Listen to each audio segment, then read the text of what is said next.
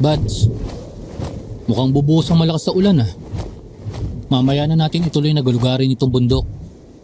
Humanap muna tayo ng masisilungan. Mukhang negative naman yung report na mayroong mga rebelde dito. Napakatahimik ng lugar. Di tayo nakakasiguro, Batch. Kadalasan ng mga lugar na tahimik, yun ang mapanganib. Pero sige, magpahinga na muna tayo dito. Men, dito na lang muna tayo ha. Ilatag nyo na yung mga tent para may masilungan tayo pagbagsak ng malakas na ulan. Tulong! Tulungan niyo ako! Oh, anong nangyari, Tatang? Yung apo ko si Gloria, dinukot ng mga rebelde. Tulungan niyo ako, doon sila nagpunta. Bats, doon daw nagpunta yung mga dumukot sa apo niya. Oh, narinig ko. Teka, bakit ganyan ang boses mo? Oy, bakit? Natatakot ka ba? Ha? Hindi ah. Bakit naman ako matatakot? Sundalo tayo. Kaya kailangan na maging matapang tayo kung kinakailangan. Lalo na kung may humihingi ng tulong natin na kagaya ni Tatang. Ben, tayo na. Sundan natin ang mga kidnappers.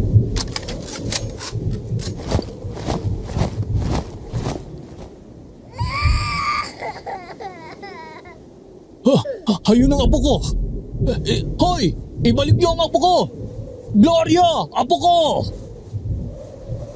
Tatang, magtago kayo. Ben, ceasefire! Pakatamaan ng bata na ginagawa nilang palangga. Nakakalayo na sila, Batch. Sundan natin sila. Kapag nagkaroon tayo ng magandang pagkakataon, tsaka natin kukunin sa kanilang bata. Tayo na!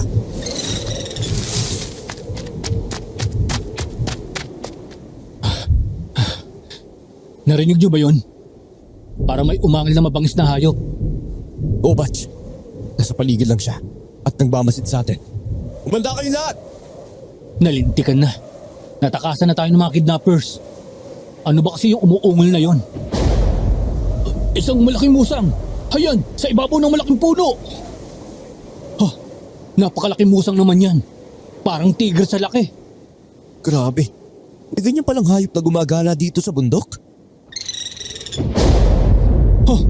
Hayan na siya, Bats. Susugurin na tayo. Itaboy niyo lang sa palayo. Kakaunti na lang ang ganyang hayop. Huwag natin siya saktan.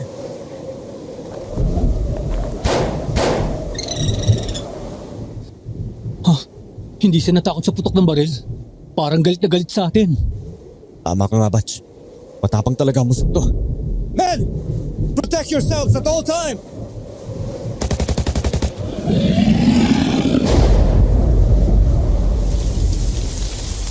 Pasensya ka na, musang. Ayokong patayin ka pero pinilit mo ko. Mahirap naman kung ako ang mapatay at makagat mo. Teka, sandali! Tignan mo, Batch. Meron palang kasama yan. Ang dami nila. Tumingala kayo sa mga puno! Bats, umalis na tayo rito. Delikado. Mababangis ang mga yan. Ayan na sila. Papasugod na. Men!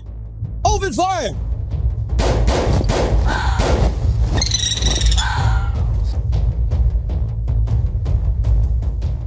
Mapagpalang araw sa iyo, Sir Jupiter, at sa lahat ng mga taga-subaybay ng channel na ito. Tawagin mo na lang ako sa pangalang Rico. Isa po akong retiradong sundalo. Noong panahong nasa serbisyo pa ako ay nalibot ko na ang lahat ng lugar sa Pilipinas. Pero sa tuwing makikita ko ang putol kong kamay ay paulit-ulit na nagbabalik sa aking alaala ang huling destino ko kasama ng aking matalik na kaibigan na si Sandro. Ang lugar kung saan naputol ang aking kamay noong 1990 ay sa isang bulubunduking lugar sa Aklan. Hindi ko na po babanggitin ang mismong baryo na kung saan naroon ang pugad ng mga aswang para na rin sa pagkakakilanlan ng mga taong nasasangkot sa aking kwento. Maniniwala ka ba na sa mundo ng mga aswang mayroon ding pamunuan? Mayroon silang mga sariling batas. Mayroong matuwid at mayroong baloktot. May mga masasamang budhi na nagre-rebelde para makuha ang pamumuno. Maniniwala ka ba na kami ng aking kaibigan ay nasangkot sa gyera ng mga aswang? Ayaw namin nasaktan ng mga naglalakihang musang na nasa parting yon ng kagubatan kaya umatras na lang kami nang makita naming papasugod na sila. Nagpapaputok kami ng baril hindi para patamaan sila kung hindi para itaboy sana papalayo. Hanggang sa makalapit sila sa kasamahan nila na napatay namin.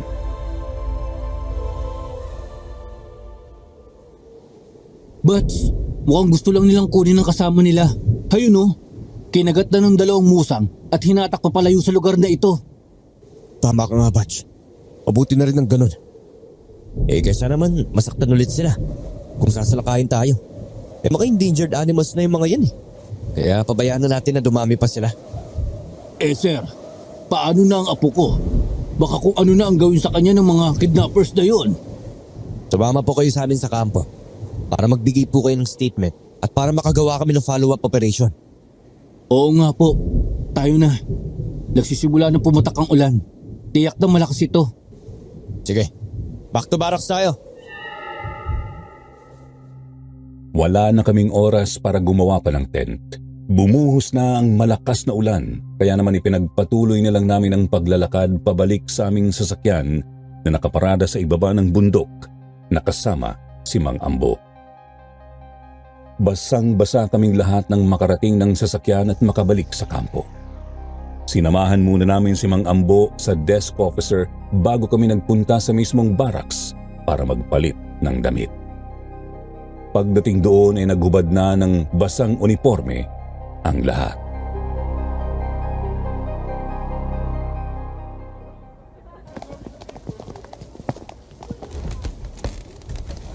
Uy, ano pang iniintay mo, Batch? Hindi ka ba nilalamig? Ubarin mo na yung basa mong uniforme. Sabay-sabay na tayo maligo. Maligo? Oo. Dapat talaga maligo tayo bago magpalit ng tuyong damit. Mahirap nang magkasakit dahil sa ulan. Kaya nga dalihan mo na dyan. Pinapanood mo na lang kami. Mukhang hindi mo pa yata makalimutan yung musa doon sa gubat eh. Oo nga eh. Ang laki ng musang mo. Anong musang ko? Ang ibig kong sabihin, Bats, yung musang, malaki talaga. Kung talaga puro kakalokohan eh. Mauna na ako sa banyo. Gusto ko na makapaligo eh. At makapagpalit ng damit. Sige, Bats. Susunod na ako. Ubarin ko lang itong uniforme ko.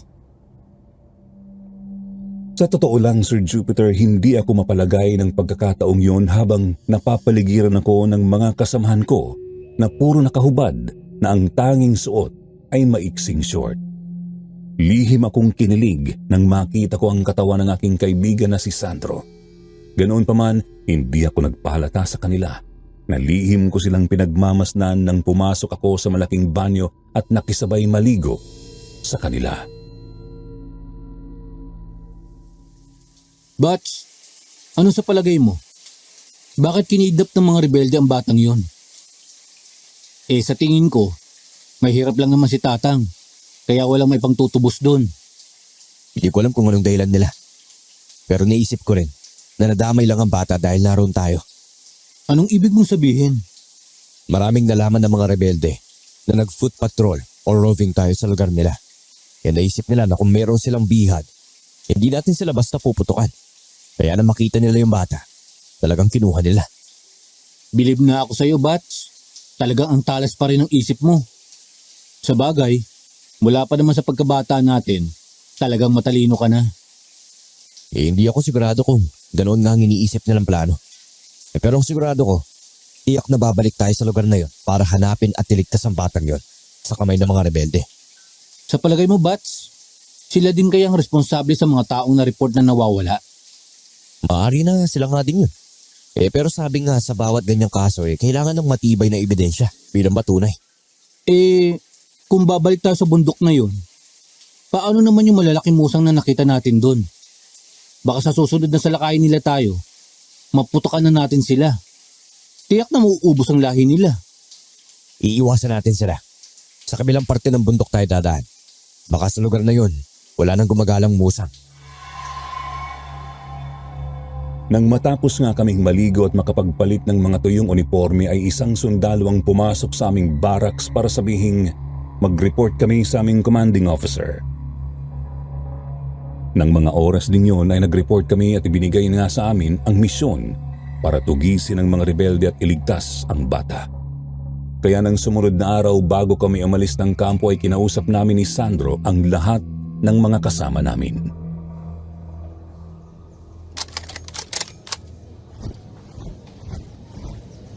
Ang tropa natin ang naatasang tumugi sa mga rebelde at iligtas ang batang binihag nila kahapon. This is not a simple mission, guys.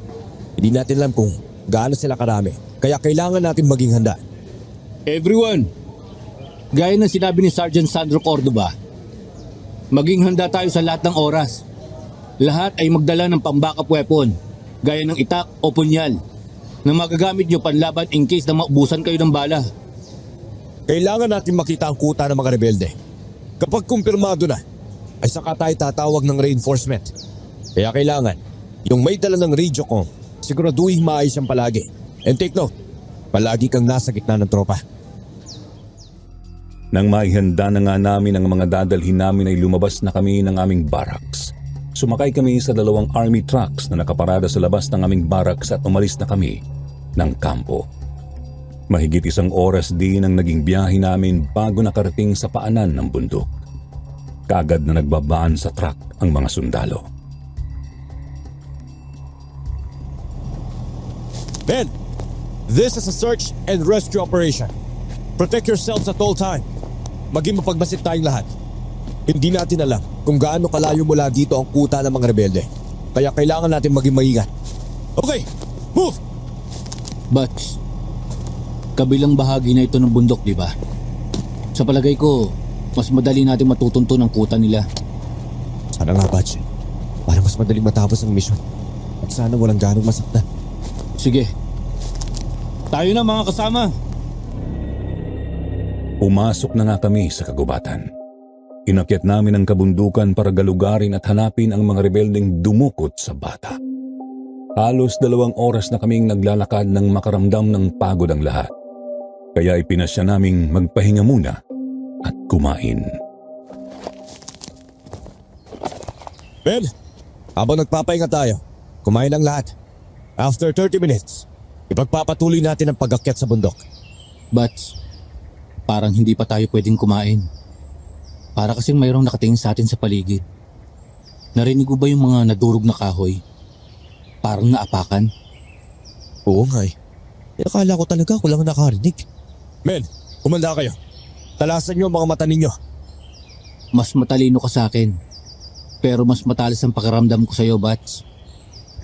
Kapag kinilabutan ako at tumayo ang mga balahibo ko, may kakaiba sa paligid.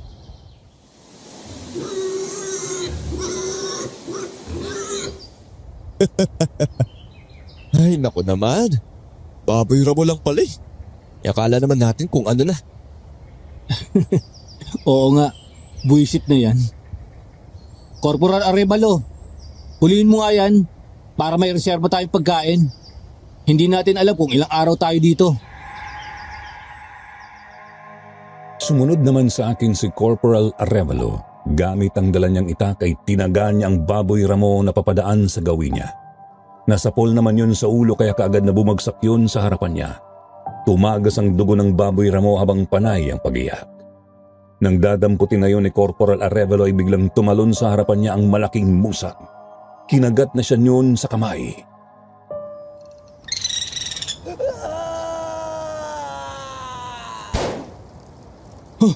Bats! Ang musang! Corporal Arevalo! Panatan mo na yan! Nakdang potya. Nakatakbo pa ang musang. Napakaliksi niya. Kahit kaharap niya na si Corporal Arevalo, nailagan pa rin niya ang bala. Medic!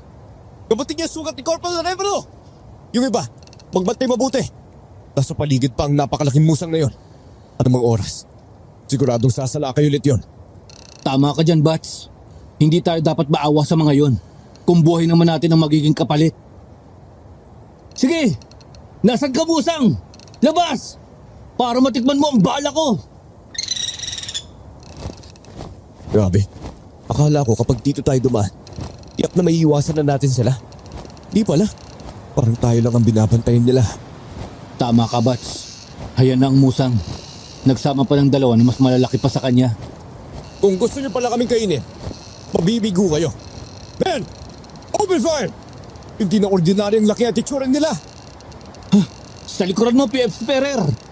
Sasagpangin ka ng musang! Bago pa nakaiwas ang isa naming kasamang sundalo ay nakagat na siya sa balikat. Pero dahil nakita ko ang musang ay inasinta ko yun at pinaputukan. Nadaplisan yun sa mukha kaya kaagad na binitiwan si PFC Ferrer at tumalon sa makapal na halamanan. Muling nagtago para maghintay ng pagkakataon para muling sumalakay.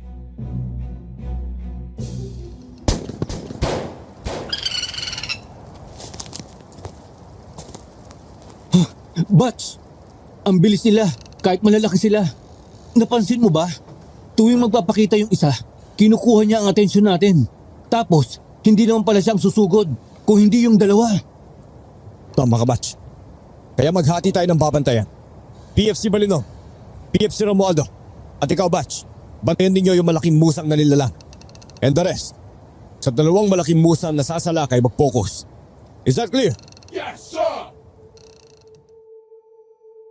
Kaagad nga ay nawala na naman sa aming paningin ang mga malalaking musang. Di nagtagal, kagaya ng aming inaasahan ay nagpakita ang isa at kinuha ang aming atensyon kaya naman kaagad namin yung pinaputukan. Pero tumalon lang ito sa likuran ng malaking puno. Noon naman sumalakay ang dalawa na nasa kabilang panig.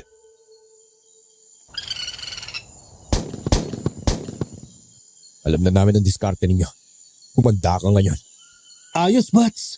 Nasapul mo yung isa. Bagsak! Doon sa likuran ng puno. Huwag muna tayo magsaya.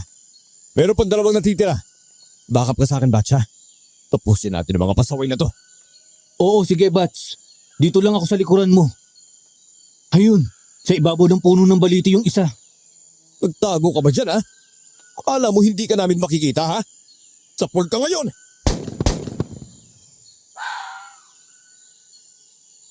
Talagang asintado ka pa rin, Bats.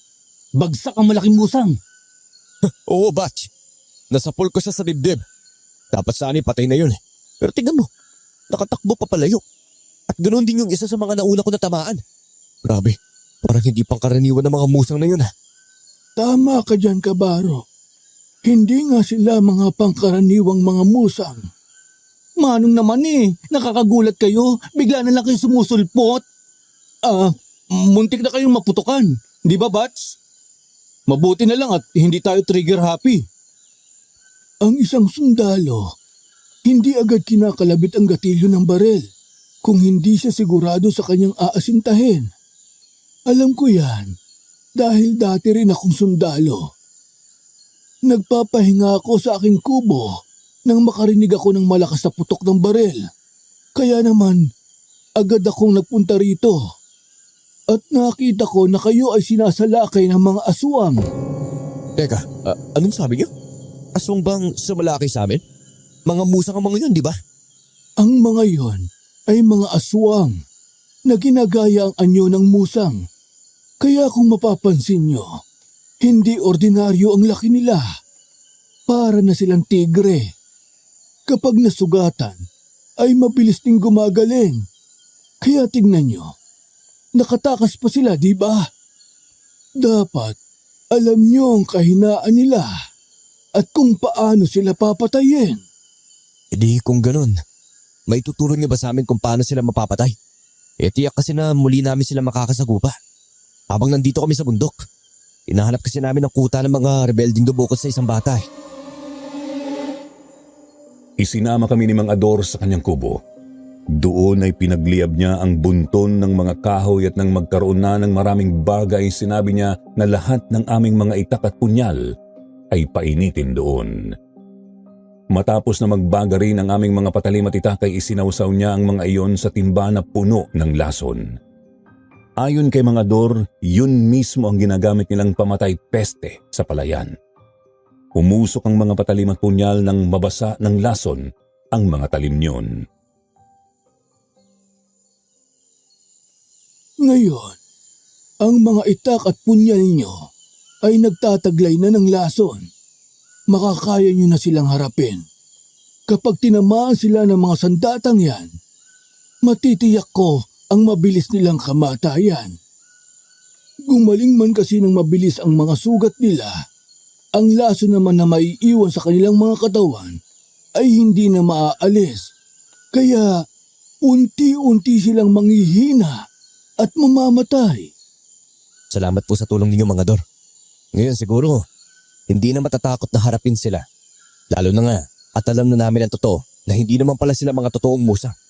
Grabe mga aswang pala sila. Tama ka, Bats. Humanda sila ngayon sa akin. Mga impostor sila. Mga Dor, di ba taga rito kayo?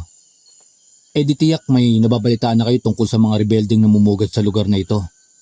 Baka naman matutulungan nyo kami kung saan ang kuta nila. May hiwaga ang bundok na ito, mga sir. Maraming kababalaghan ang nangyayari dito. Gaya ng aking sinabi, mayroong mga aswang na gumagala dito. Yung tungkol sa mga rebelde, wala akong alam dyan. Pero tungkol sa aswang, marami. Mag-iingat kayo. Baka makapasok kayo sa lugar ng mga aswang. Hindi na kayo makababalik ng buhay sa pamilya nyo. Kaya habang may pagkakataon pa, pwede naman kayong bumalik na lang sa kampo nyo. Opo, salamat sa paalala mga Dor ha.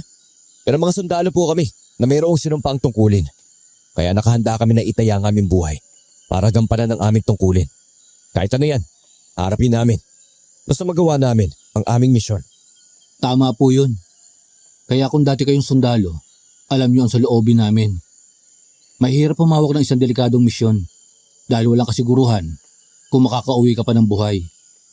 Pero dahil sundalo tayo, tanggap na natin anong man ang mangyari sa atin habang nasa serbisyo tayo.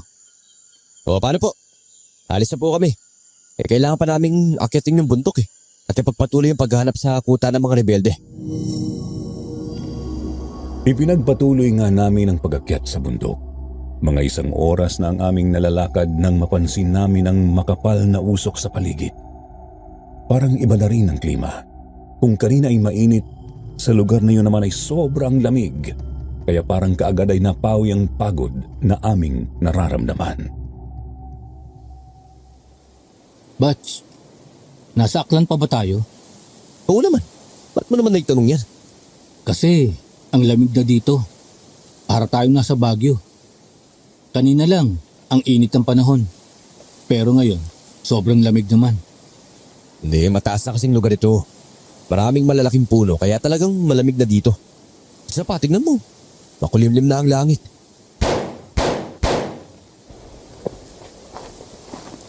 Hindi ako sasama sa inyo.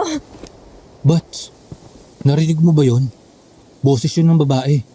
Parang may kaaway. Doon sa banda ron galing ang mga putok ng baril. Tayo na! Dali! Baka yung mga rebeldeng hinahanap na natin na nagpaputok ng baril.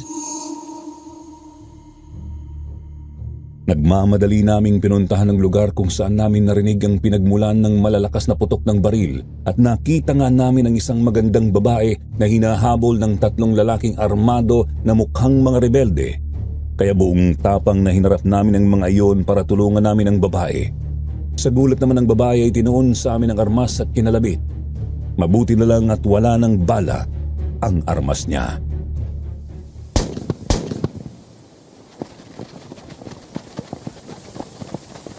Miss, hindi kami kaaway. Kung bibiktima na naman kayo ha? Hindi na kayo makakaligtas ngayon. Batch! Ikutan niyo sa kabila. Ako nang bahala sa babae. Sige, Bats. Yung iba, sumunod sa akin. Kung makakaya natin mahuli ng buhay, gawin natin. Kailangan natin makuha ang impormasyon sa kanila kung nasaan ang kuta nila. Sige, gawin na natin.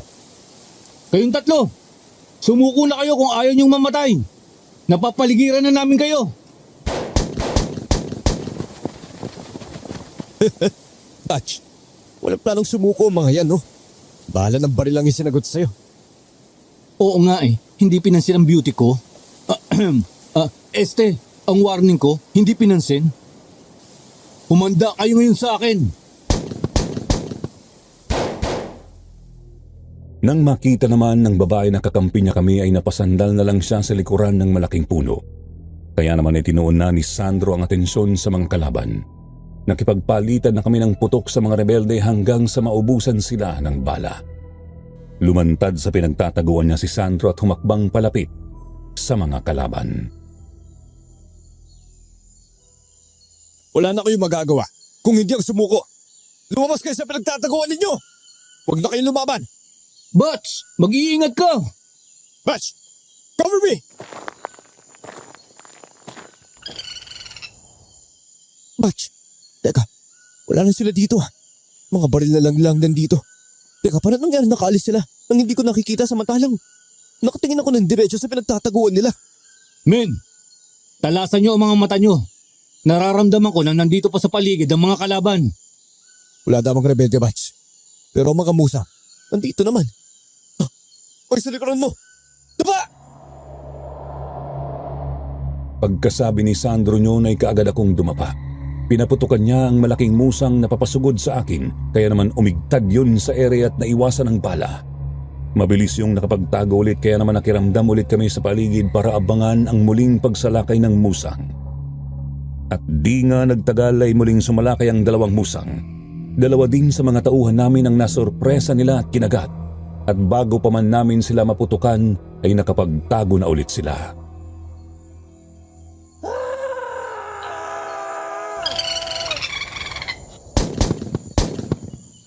Pambihira. Nawala na naman. Mga traidor talaga mga aswang na ito. Bantay sa lakay. Batch! Mas magiging mahirap kapag kumalat na ang gabi. Dahil tiyak na mas magiging malakas pa ang mga yan. Tama ka, Bats. Kaya kailangan natin na utakan na rin ang mga ito. Batch! O di ba na tayo lahat? Formation by 4 facing in 4 directions. Para makita natin kung saan nagmumula ang pagsalaki nila. Tama ka, Bats. Men, move! 4 men in 1 group! Kumanda kayo lahat. Ano mga oras sasalaki na ang mga yan?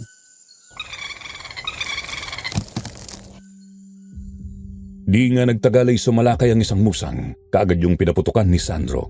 Nakita ko na tinamaan niya ang musang, kaya naman pinaputukan ko na rin yun. Nasapul din sa dibdib ang musang, pero si Sandro, sa mukha niya inasinta ang musang, kaya nang bumagsak yun sa lupa, agaw buhay na.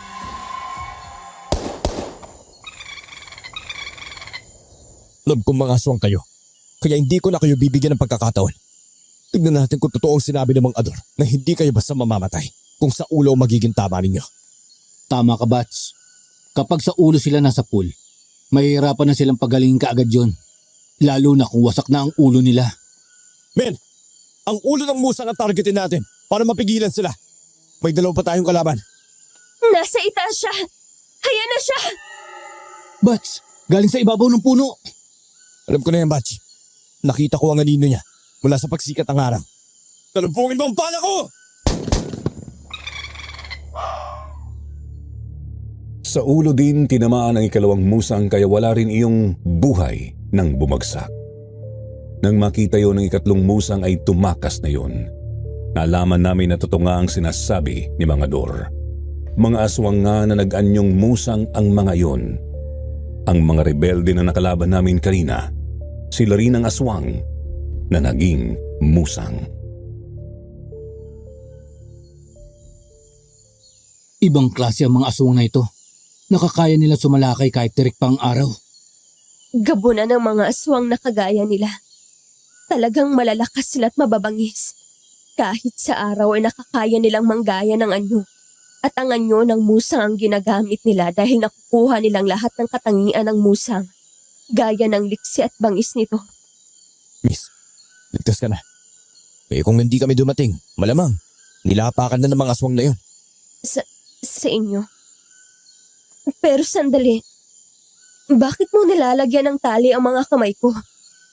May naniniguro lang ako na hindi mo na ulit tatangkain na barilin kami. Ikaw na nga tinutulungan, upakan mo pa kami. Pambihira. Natakasan ko nga ang mga rebelde. Tapos mabibihag naman pala ako ng mga sundalo. Malas naman talaga. Naku, miss. Naku po. Bats, nawalan siya ng malay. Mayroon pala siya mga natamong sugat. No choice tayo, Batch.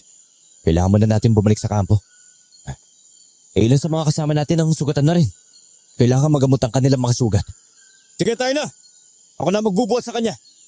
Naku, Bats. Napagod ka na kanina sa pakikipaglaban. Pabayaan mong ako nang pumasan sa kanya. Kayang-kaya ko yan. Ayos na ako, Batch. Kayang-kaya ko siya. Pakidala mo na lang yung baril ko. Sige na nga. Pero hindi pa kami gaanong nakakalayo sa lugar na yon ay natauhan na ang babae kaya ibinaba siya ni Sandro. Nakita ko ang pag-aalala sa mukha ng babae habang nakatingin kay Sandro. Nang ayusin niya ang mahaba niyang buhok ay napatingin kami sa kanya. Napakaganda niya. Maladyosa ang itsura niya. Salamat sa inyo. Pero mas maganda kung ihatid nyo na lang ako sa amin. Sukatan ka. At kailangan mo ng magabot. At isa pa, marami kaming gustong itanong sa'yo tungkol sa mga nawawalang tao na dinukot ng mga rebelde yun. Lahat ng mga tanong nyo, sasagutin ko. Pakiusap, doon nyo na lang ako ihatid sa amin. Baka kasi nag-aalala ng aking ina. Pati ang mga kasamahan nyo na sugatan, kailangan silang magamot kaagad. Mas malapit ang bahay namin kesa sa kampo nyo. Hindi ka ba isang rebelde? Yung mga humahabol sa akin, yun ang mga rebelde. Baka pwede namang alisin mo na tong tali sa kamay ko. Hindi naman ako tatakas. Nabigla lang ako kanina. Akala ko kasi ay kasamahan nyo ang mga humahabol sa akin. Hindi naman kailangan na itali mo ko na parang bihag. Ihatid nyo na lang ako sa bahay namin. Sige. Saan ba ang bahay ninyo? Makakaya mo bang maglakad o kailangan pa kitang buhatin? Batch naman. Nakaya na nga niyang tumayo eh. Natural, kaya na rin niyang maglakad. Oo, kaya kong lumakad. Nakabawi na ako ng lakas. Sumunod kayo sa akin. Malapit lang ang bahay namin. Siya nga pala. Ako si Sergeant Sandro Cordova. At siya ang best friend ko. Sergeant Rico Manansala. Eloisa naman ang pangalan ko. Sumang-ayon kami ni Sandro sa kagustuhan ni Eloisa dahil nakita rin namin na kailangan ng magamot ang mga kasamahan namin na sugatan. Patuloy pa rin kasing nagdurugo ang sugat ng mga yun. Nang maglakad na si Eloisa papasok sa mas makakapal na puno at mga damuhan ay sinundan namin siya. Napansin ko na mas kumapal na ang usok sa paligid.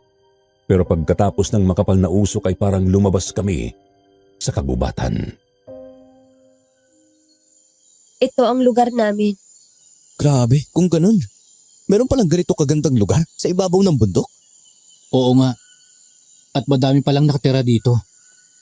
Parang tahimik na tahimik ang buong lugar. Maganda lang at tahimik kung titingnan nyo. Pero ang totoo ay magulo ang lugar namin. Dahil ba sa mga rebeldeng aswang na humahabol sa inyo, Eloisa? Tama ka. Ang mga napatay nyo ay ilan lamang sa mga tauhan ni Amadeo.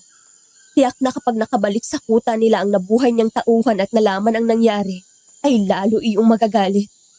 Kung ganun, tama lang pala na niyaya mo kami dito, Eloisa. Para sa gayon, magkaroon ng linaw ang aming misyon. Baka ang grupo ni Amadeo ang mga rebeldeng hinahanap natin na dumukot sa bata. Naku, Bats. Kung sila nga ang kumuha sa bata, tiyak na patay na siya ngayon. Tiyak na nilapa na siya ng mga aswang. Kung ganun ay meron pa silang bata na dinukot. Oo, batang babae. Yun nga ang dahilan kaya kami umakyat ng bundok. Para iligtas siya sa mga rebelde. Kung gayon ay wala kayong dapat na alalahanin. Natitiyak kung buhay pa siya hanggang sa mga oras na to. Tayo na sa bahay ko para magamot natin ang mga sugat ng mga kasamahan nyo. Sumang-ayon nga kami kay Eloisa. Nang makarating kami sa lugar nila ay nakita namin ang malalaking bahay doon na yari sa matitibay na kahoy at pawid. Ang mga taong naroon ay nakatingin lahat sa amin. Seryoso silang lahat. Pakiramdam ko nga ay matutunaw ako sa mga titig nila pero napansin ko rin na yumukod ang lahat nang makalapit na si Eloisa. Di nagtagal ay nakarating kami sa harapan ng malaking bahay. May mga taong sumalubong sa amin na tinawag siyang prinsesa. Eloisa anak, anong nangyari sa'yo? Bakit duguan ang damit mo? Nasugatan ka ba? Oo, inay. Pero mababaw lang naman ang mga sugat ko. Sinalakay kami ng mga gabunan na tauhan ni Amadeo habang pabalik ako dito sa atin. Napatay nila ang 3 alalay ko. Mabuti na lamang at dumating ang mga sundalong to na siyang nagligtas sa akin. Ganun ba? Maraming salamat sa inyo mga Ginoo sa ginawa niyong pagtulong sa aking anak. Tungkulin po namin ang tulungan ng mga nangangailangan. May mga hinahanap po kaming bata na dinukot ng mga rebelde. Nagkataon naman na nakita namin ang inyong anak. Ako nga pala si Normita, ang pinuno sa lugar na to. Si Eloisa ang panganay kong anak. Dahil sa ginawa niyong pagtulong sa kanya, tatanawin namin iyong malaking utang na loob. Ako po si Sergeant Sandro Cordoba at ito naman ang aking kaibigan, si Sergeant Rico Manansala at ang aming mga tauhan. Inay, nasugatan ng iba nilang kasamahan dahil sa pagtulong sa akin. Kailangan nilang magamot. Sige, walang problema. Gamutin niyo ang mga sugatang sundalo. Tinulungan nila ang ating prinsesa kaya marapat lang nagantihan natin sila. Bigyan niyo rin sila ng pagkain at maiinom. Sige na, Sandro. Sumama na kayo sa kanila. Gagamutin nila ang sugat ng mga tauhan mo. Sige, salamat po. Pagkain? Naku, gutom na nga ako eh. Baka pwede makahiling. Masarap daw ang baboy ramo sa bundok. Walang problema, binata. Magkatay kayo ng baboy ramo at ihain sa kanila. Naku, marami pong salamat. Ang babait niyo pala dito. Magpapalit lang ako ng damit. Magkita tayo mamaya. Sige, Eloisa. O yung mga sugat mo, ayos lang ba? Ngumiti lang sa amin si Eloisa matapos ay tumalikod na siya. Umakyat siya sa malaking bahay. Kami naman ay sumama sa kanilang mga tauhan. Dinala kami sa isa pang malaking bahay na katabi lang din noon. Nakita namin nang gamutin nila ang sugat ng aming mga kasamahan gamit lang ang mga dahon at langis na itinapan nila sa sugat ng mga iyon. Bats, ang galing ng klase ng panggamot nila. Tignan mo. Ang bilis tumigil ang pagdurugo ng mga sugat ng mga kasama natin. Oo, nakita ko. Pati ka mga sugat eh. Parang ang bilis namang matuyo. Parang may kakaibang kapangyarihan ng mga dahon at langis ang ginagamit nila sa panggagamot. Nakahanda na ang mga pagkain. Sumama kayo sa akin, Sandro. Yung mga tauhan mong ginagamot, maiwanan na muna dito. Sige. May iwan na sila dito. Bakit nauutal ka? May problema ba? Wala naman. Eloisa, ang ganda mo kasi kapag nakaayos ka para kang Diyos eh. Bolero ka rin pala. Mukha pala akong Diyos sa paningin mo pero hinuli mo ko. Mabuti na lang at kinalagan mo ako agad. Kung hindi, ituturing talaga kitang kaaway. Kalimutan mo na yun. Naisip ko lang kasi na baka kapag nakaagaw ka ng baril, putukan mo kami ulit. Sige na, kalimutan na natin yun. Tayo na, sasabayan ko na kayong kumain.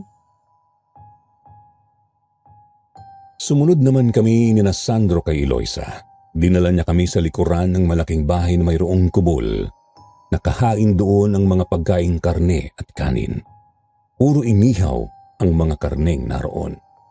Tuwang-tuwa pa kami nang umupo at magsimulang kumain, pero nang malasahan namin ang mga karne, matabang yun, talagang natural lang ang lasa niya. Kaya nang mapansin ni Eloisa na natitigilan kaming lahat. Matabang ba ang lasa ng mga karne? Pasensya na kayo. Hindi kami gumagamit ng asin. Malayo kami sa kabayanan. Okay lang naman to. Masarap naman siya. Di ba mga kasama? Oo nga, Eloisa. Kami mga sundalo, ayos lang sa amin kahit anong pagkain. Sanay kami sa ganyan. Basta malagyan lang ng laman ang aming mga sikmura para manatili ang aming lakas. Mabuti naman kung ganun. Siya nga pala, ligtas na ang mga kasamahan niyong nasugatan. Tuyo na ang mga sugat nila. Ilang araw lang ay maghihilom na ang mga yun. Salamat po na marami. Nasa na po sila? Naroon sa isang kwarto. Kailangan muna nilang magpahinga. Hindi pa kasi nila kayang kontrolin ang nangyayari sa kanilang mga katawan. Teka, ano pong ibig niyong sabihin na hindi pa nila kayang kontrolin ang kanilang mga katawan? Bakit? Anong nangyari sa kanila? Mas madali niyong maiintindihan ang nangyayari sa kanila kung makikita niyo silang apat. Sige po. Baka pwede naman naming makita ang mga kasamahan namin. Nang tumalikod si Aling Normita ay nagkatinginan kami ni Sandro. Matapos ay sumunod na kami sa kanya. Sumama din sa amin si Eloisa at ang ilang pang sundalo na kasamahan namin. Pagpasok namin sa isang malaking kwarto ay nakita namin na nakatali ng kadena ang mga kasamahan naming sundalo dahil nagwawala ang mga iyon na parang nawawala sa sarili.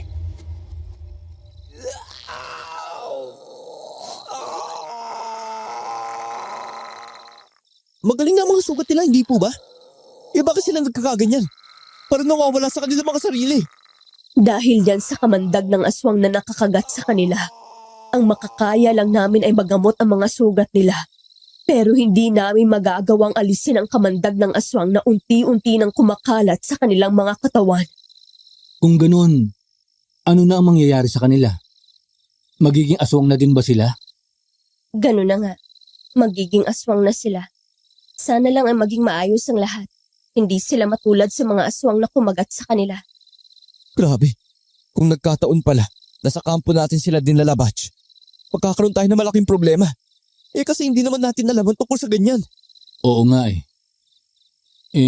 Paano yan kung magiging aswang sila? Baka pati tayo lapain ng mga yan. Kapag nakontrol na ng isipan nila ang kanilang katawan, magiging maayos na ang lahat.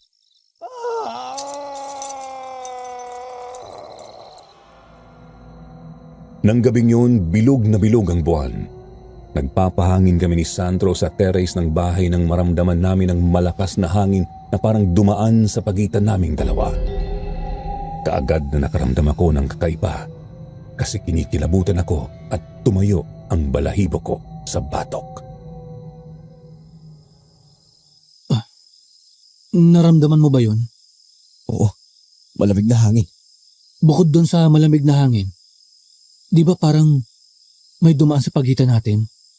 Oo, naramdaman ko. Ang liksi nila. Parang nakasuot ng mga uniforme ng sundalo. Baka sila yung mga tauhan natin. Tama ka dun, Rico. Diyos ko naman, Eloisa, nakakagulat ka. Bigla ka nalang sumusulpot at sa likuran ko pa. Para ka talagang Diyosa. Anong sinabi mo na tama si Rico? Yung 4 na kasama nyo, kontrolado na nila ang kanilang mga sarili kaya lumabas na sila ng bahay. Oo nga, Bats. Tignan mo. Bukas na ang mga pintuan ng kwarto nila. Wala na sila doon. Kadena na lang ang naiwanan. Kung ganun, nasaan na sila, Eloisa? Ayun sa bubungan ng malaking bahay. Lahat sila ay tuwang-tuwa habang nakatingala sa bilog na buwan. Naku po. Ang bilis naman nilang nakaakyat doon. Isa yan sa mga katangian na nakuha nila ng maging mga aswang sila. Magiging maliksi at malakas na gaya ng isang musa. Naputol ang pag-uusap namin nang makarinig kami ng mga nagtatakbuhan. Natataranta ang lahat lalo na nang umalingaw-ngaw ang malalakas na putok ng baril. Kaya nagmamadali naming kinuha ang aming mga armas at alamin kung ano ang nangyayari. Nalaman namin sa isang tauhan ni Eloisa na sumalakay na naman ang mga rebeldeng aswang na tauhan ni Amadeo.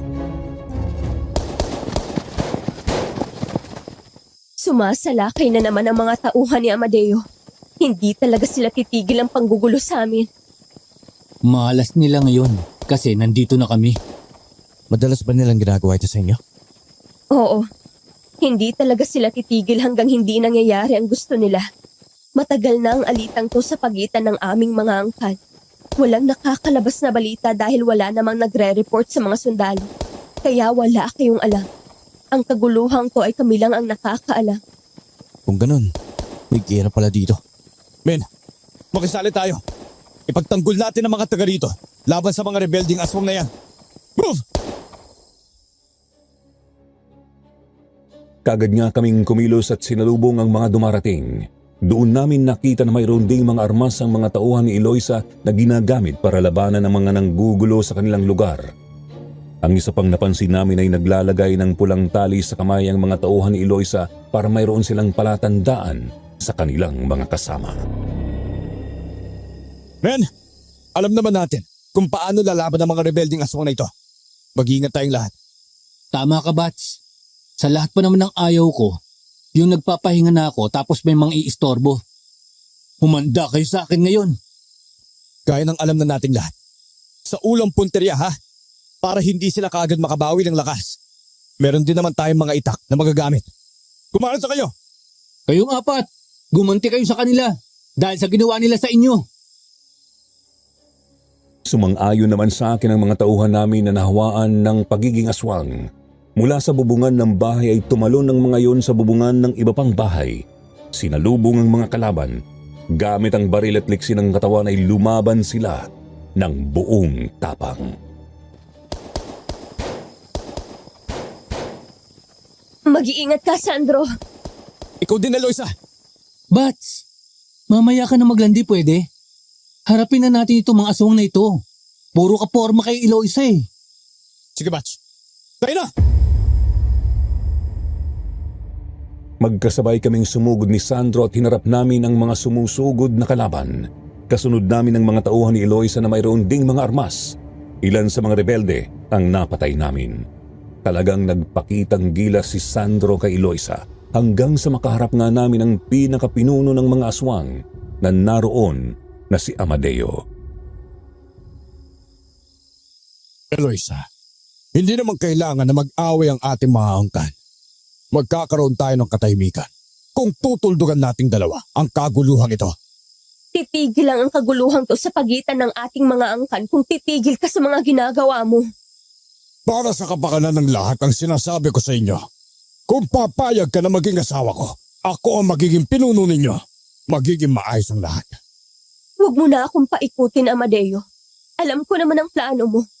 Kayong mga gabunan, itinuturing nyo na mababang uri ang lahi namin.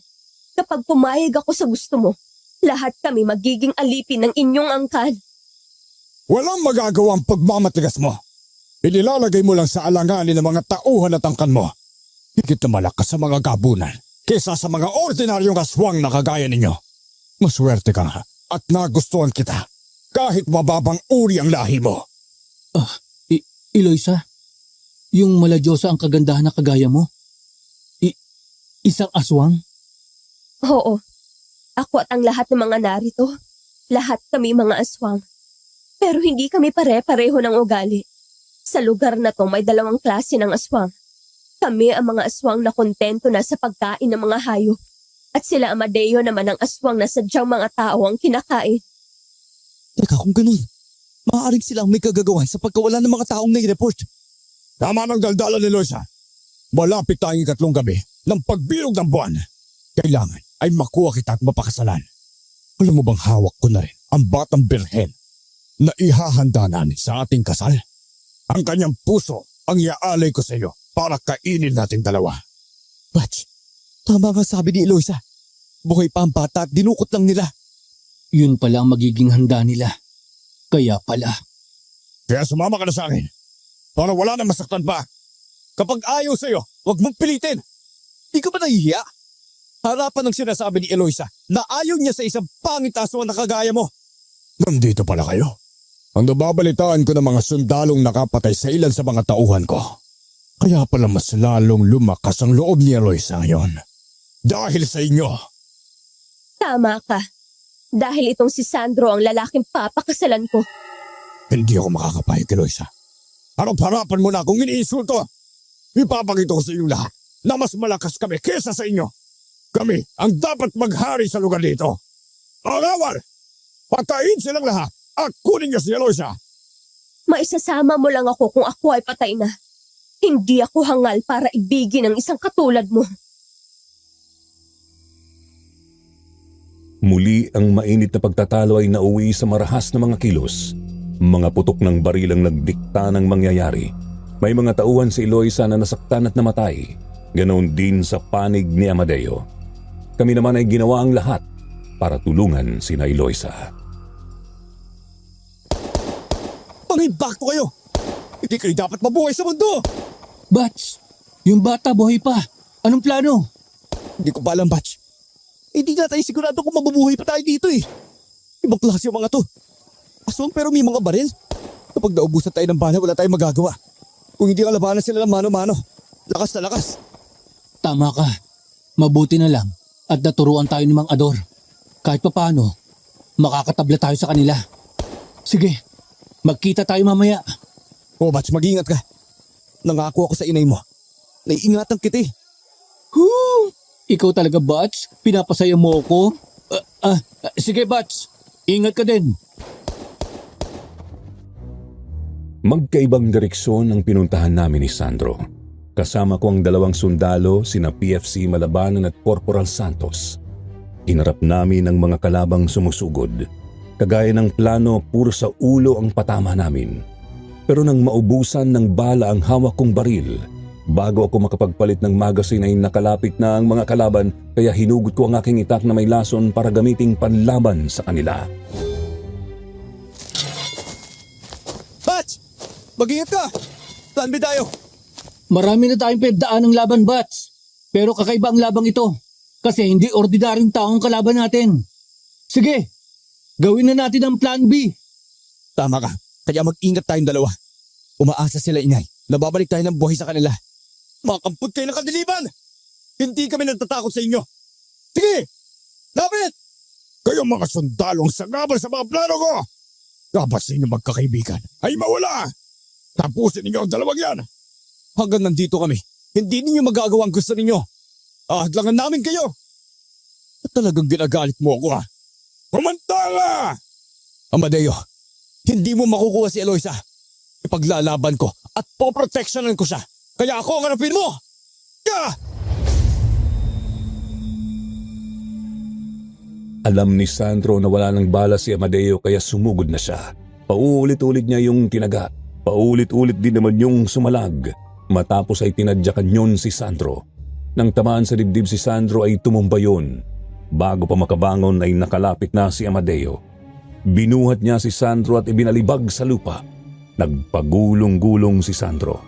Nabitiwan niya ang baril kaya muling sumalakay si Amadeo. Pero maliksi si Sandro. Binunot niya ang itak at tinaga ang kalaban kaya nasugatan yun sa dibdib.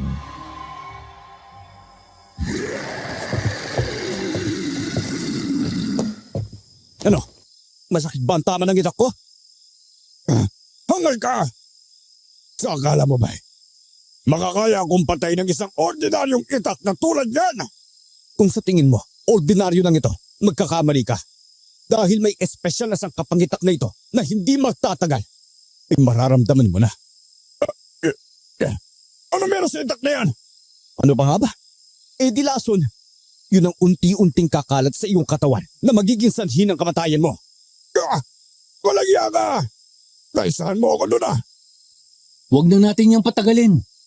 Tapusin na natin siya, Bats. Nang lumapit ako kay Amadeo para tapusin siya ay nagulat ako sa bigla niyang kilos. Naagaw niya ang itak na hawak ko at ginawa rin niya akong hostage para hindi makasugod si Sandro.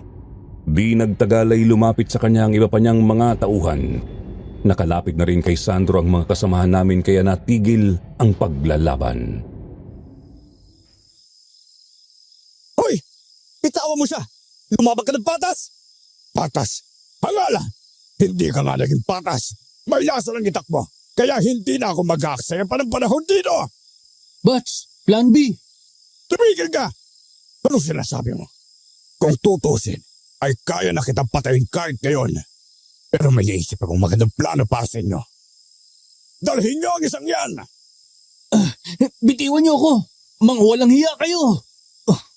Batch! Kung gusto mo pang makitang buhay ang kaibigan mo, iatid mo sa aking kuta si Eloisa. Doon tayo magpalitan ng mga bihag para wala na rin gaano masaktan. Bibigyan kita ng pagkakataon na kumbinsi si Eloisa. Kapag hindi mo yan nagawa, huwag ka nang umasa pa na makikita mong buhay ang kaibigan mo. Bats, huwag kang makinig sa kanya. Tapusin na natin ang laban dito. Handa ako mamatay kung matatapos na din ang ating misyon. Tumibig ka! Sige, sumugod kayo. Para dito pa lang ay wawasakin ko na ang lalamunan nito. Inulit ko, si Eloisa lang ang kailangan ko. Nang umatras sa kadiliman sina Amadeo ay tinangay na nila ako. Isang aswang ang bumira sa aking mukha. Nagdilim ang aking paningin at bago ako nawalan ng malay ay naramdaman ko pa na pinasan na ako ng malaking aswang at tumakbo iyon ng mabilis. Nang matauhan ako ay nasa loob na ako ng malaking kwarto. Nakita ko na tirik na ang araw. Mahabang oras pala akong nakatulog. Nahirapan akong bumangon kasi nakagapos sa likuran ko ang aking mga kamay. Iginala ko ang aking paningin. Doon ko nakitang batang babae. na natutulog pa rin. Mabuti naman at nagising ka na. Ang haba na naging tulog mo ah. Sana lang ay nakumbinsi ng kaibigan mo si Eloisa. Paano kung hindi pumayag si Eloisa? Matagal na ang problema niyong ito. Hindi mo siya makuha. Sa palagay mo ba papayag siya? Malas mo pag hindi siya pumayag. Yun lang ang magiging katapusan mo. Pwede nga na mamatay ako sa iyong mga kamay. Pero hindi na rin magtatagal. Mamamatay ka na rin. Dahil sa laso na likha ng itak na tumama sa iyo. Maswerte pa din ako. Dahil mababaw lang ang naging sugat ko. Daplis lang. Kaya madaling naagapan ng manggagam ang mabagal na pagkalat ng lason. Kaya magaling na ako. Kaya ikaw lang ang tiyak na mamamatay kapag hindi dumating si Eloisa sa maghapong ito. Kahit naman magpakasal sa iyo si Eloisa, kung labag sa kanyang kalooban, patuloy pa rin ang magiging alitan niyo. Ba, iba ang batas sa mga aswang. Kapag napakasal na siya sa akin, kakalimutan na ng lahat ang tungkol sa pag-aaway. Magiging alipin na dami silang lahat. Hindi na sila tatanggi sa anumang iuutos ko dahil ako na ang magiging hari nila. Kahit labag yun sa kalooban ni Eloisa, sa oras na maikasal na kami, ay wala na siya magagawa kung hindi ang sumunod. Yon ang kaugalian. Kaya naman pala mula noon hanggang ngayon, ayaw pumayag ni Eloisa. Dahil sayang lang ang magiging sakripisyo niya kung magiging alipin pa rin ng lahi niyo ang mga kalahi niya. Tama ka dyan. Ang dahilan kaya ako gusto si Eloisa ay dahil ayon sa manggagamot ng aming angkan, kapag naghalo ang aming dugo ni Eloisa, magkakaroon kami ng anak na may pambihirang lakas at kapangyarihan. Magiging pinakamabangis sa lahat ng uri ng aswang. Basta, magpapahinga na muna ako. Kayo na ang bahala sa mga biyak. Bantayin niyo sila mabuti.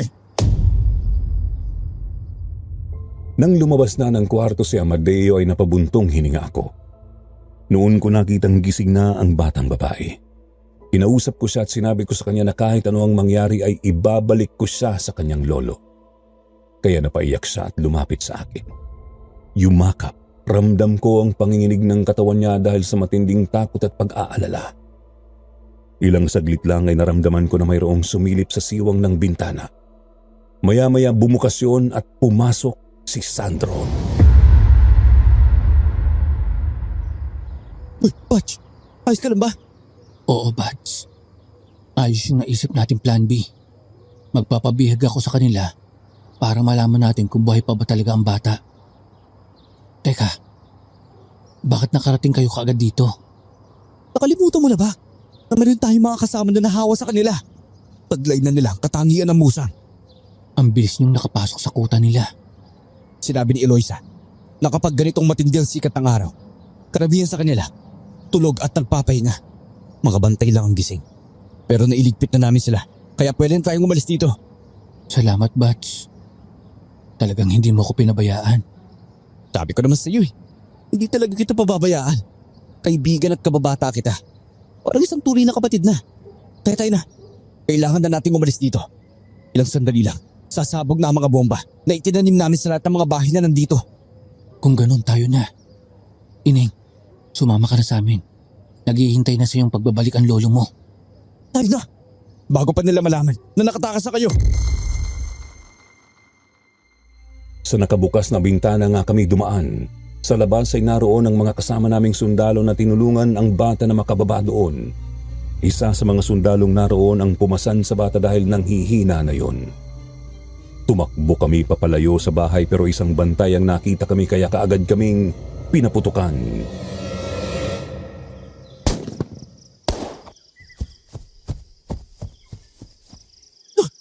Dali nyo! Nabulabog na sila. Alam na nilang nandito tayo. Tama ka, Bats. Ang dami pa palang bantay ang gising. Dali nyo! 30 seconds na lang. Sasabog na ang mga bombang itinanim natin sa lahat ng bahay na nandito.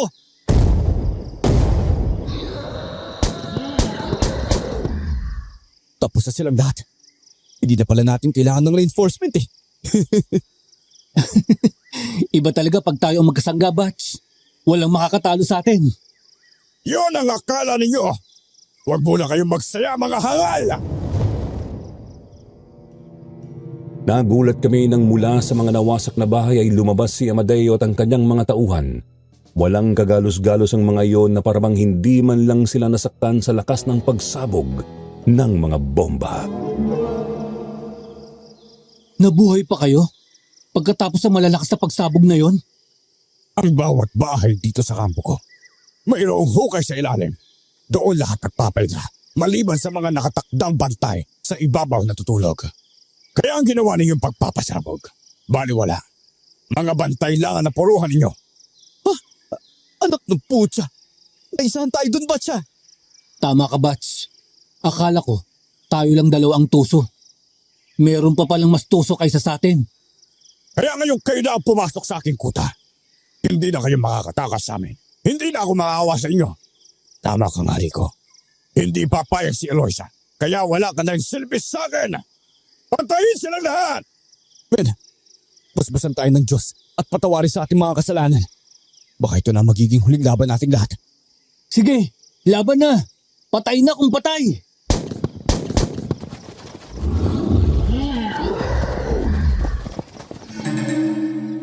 Muli ang mainit na usapan ay nauwi sa kaguluhan. Habang tumatakbo kami papalayo sa kampo ni Amadeo ay nakikipagpalitan kami ng putok ng baril sa mga humahabol sa amin. Bukod sa mga taong humahabol sa amin ay mayroon ding mga aswang na nasa anyong musang ang humabol. Hinarap naman sila ng 4 naming tauhan na mga aswang na rin. Nakita ko ang madugo nilang labanan. Marami silang napatay, pero dahil marami rin ang kalaban ay isa-isa silang napatay.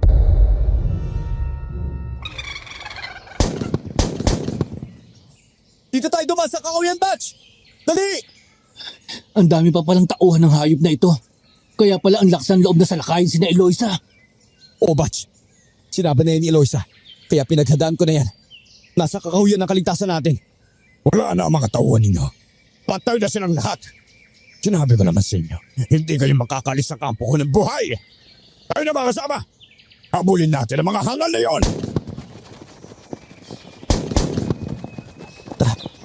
Sundan mo ako, Batch. Huwag kang mag-iba ng daan, ha? Bakit, Batch? Anong meron? Mamaya malalaman mo. Dalihan mo!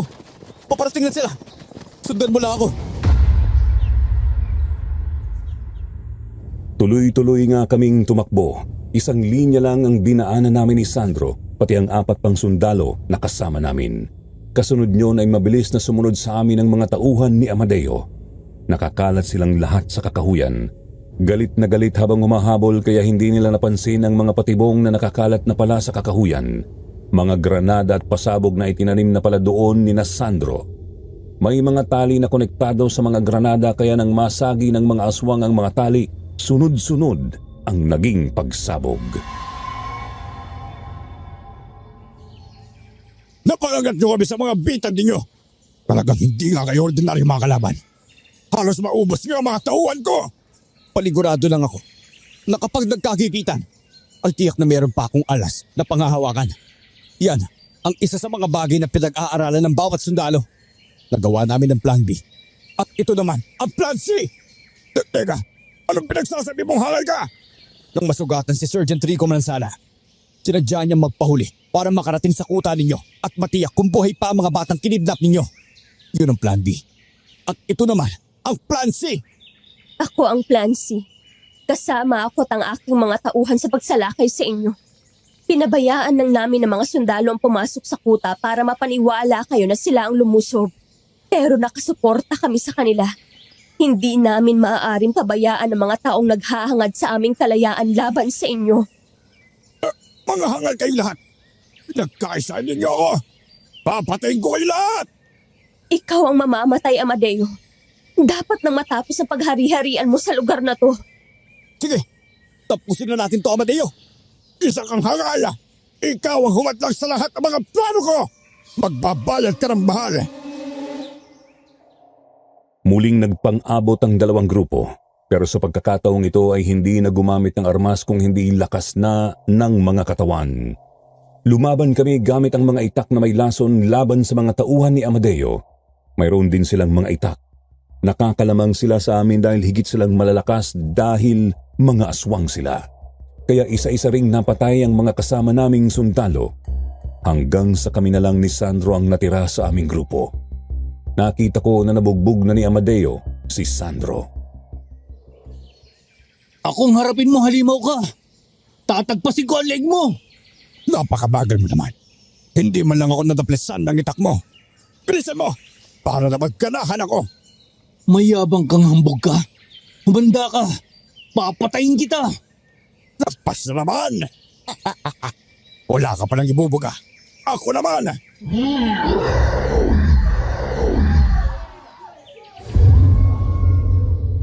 Nang muli kong tagain si Amadeo ay nakailag siyang muli. Nahawakan niya ang kamay ko na may hawak ng itak tapos ay tinaga niya yun. Ramdam ko ang pamamanhid ng aking kamay.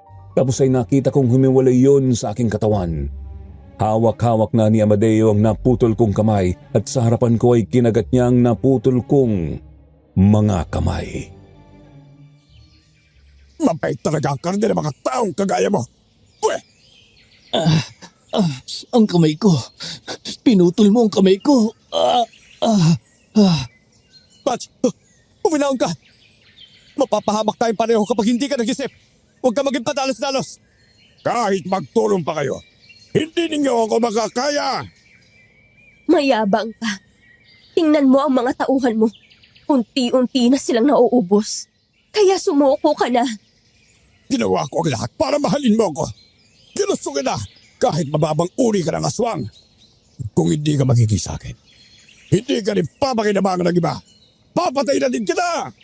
Magdaraan ka muna sa ibabaw ng aking bangkay bago mo masaktan si Eloisa. Kung ganun pala, ay may pagtingin ka sa kanya. Kaya pala kahit alam mong delikado, ay pilit ka pa rin sumusugod.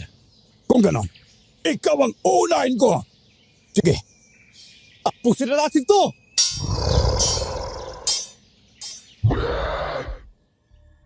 Hindi na rin nakatiis si Eloisa. Sinugod na rin niya si Amadeo nang damputin niya ang nabitiwan kong itak. Nakipaglaban siya ng buong tapang kasama si Sandro hanggang sa matamaan ni Sandro ang braso ni Amadeo. Nabitiwan niyo ng hawak na itak, kaya naman yun ang sinamantala ko. Niyakap ko ang mga paa ni Amadeo nang mapaatras yun sa akin. Hindi ko yun binitiwan kahit nagpupumiglas. Hural ka! Bitawan mo ako! Bats! Ngayon na! Tapusin mo na siya! Hindi ko siya bibitiwan kahit anong mangyari! Sige, Batch. Tapusin na natin to. Pupugutin ko ang ulo mo, Amadeo.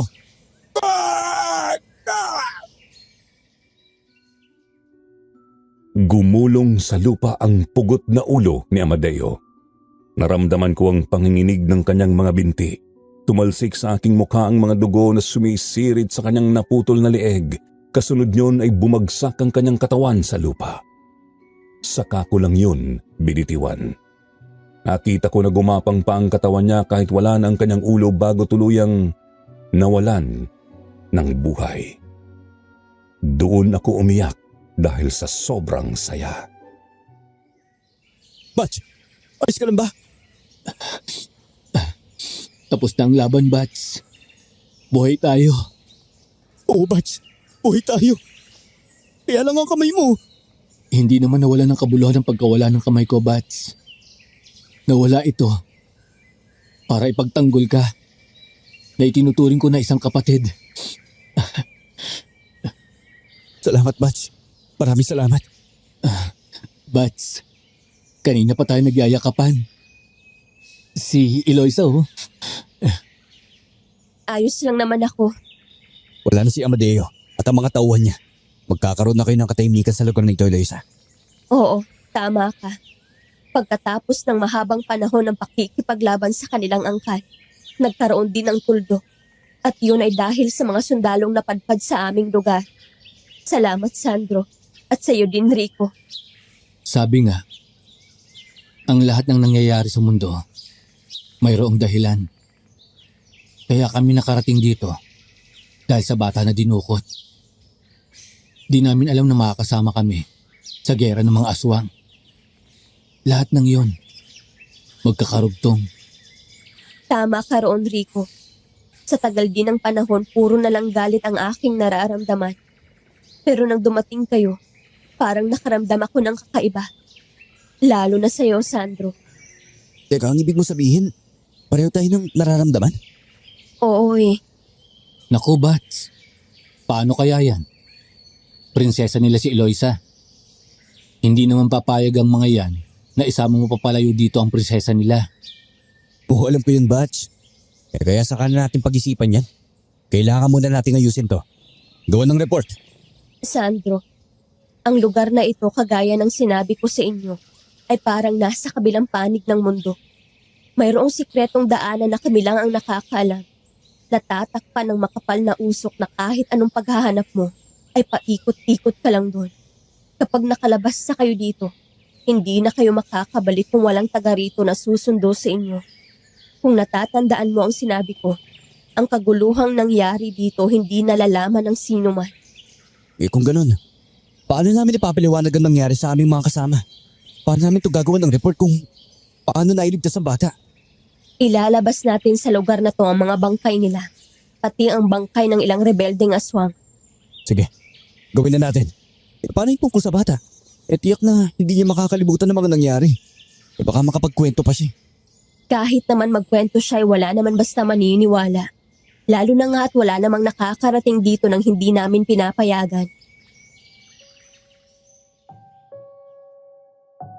Ganoon nga ang ginawa namin. Kaya nang dumating ang reinforcement ay kinuha na ang bangkay ng aming mga kasama pati na rin ang mga bangkay ng mga rebelde. Naibalik namin ang bata sa kanyang lolo. Dahil sa nangyaring yon ay sinabitan kami ng medalya ng kabayanihan. Pati na rin ang mga kasama naming nagbuwis ng buhay. Ang mga pamilya nila ang tumanggap ng gawad pagkilala sa kabayanihan nila. Batch, congrats. Salamat, Bats. Anong plano mo ngayon? Bibigyan ko muna ng panahon ng aking sarili, Batch.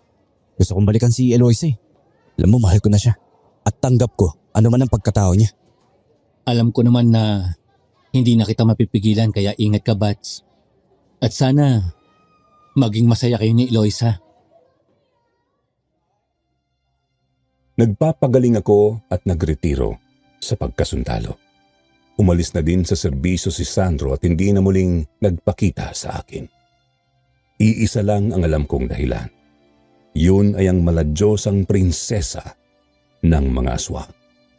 Natitiyak kong sa piling yun gusto niyang gugulin ang kanyang buhay, gaya ng sinabi niya noong huli kaming magkita.